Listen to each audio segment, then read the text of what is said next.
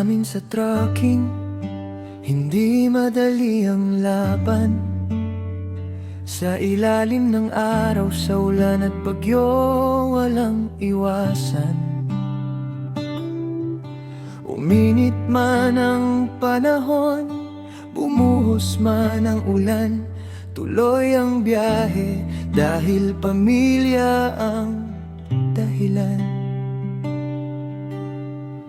Truk ang aming tirahan, kalsada ang kama, sa manibela hinahanap ang pangarap, araw-araw na.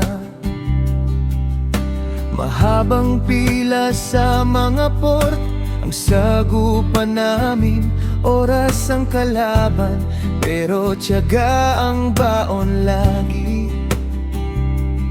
Habang ang iba'y nasa bahay, kami nasa daan.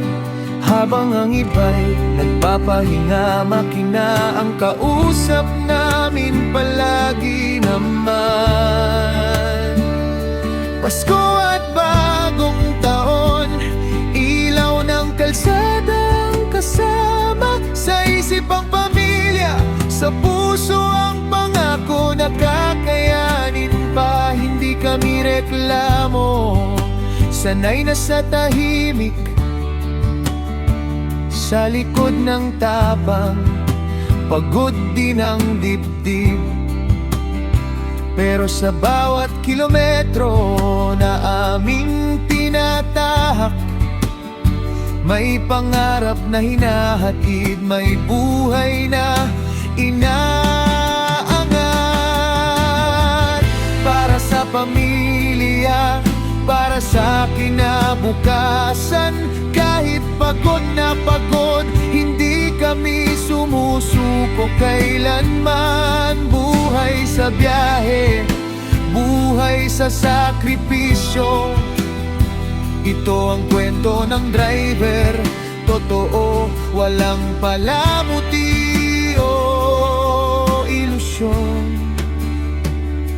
Ako si Michael Flores, anak ng kalsada. Sa bawat takbo ng gulong, panalangin ang kasama.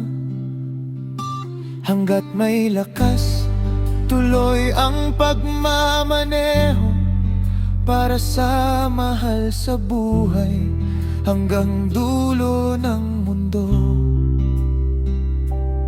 Buhay sa trucking, tahimik pero matibay. Hindi kami nakikita, pero kami ang nagdadala ng buhay.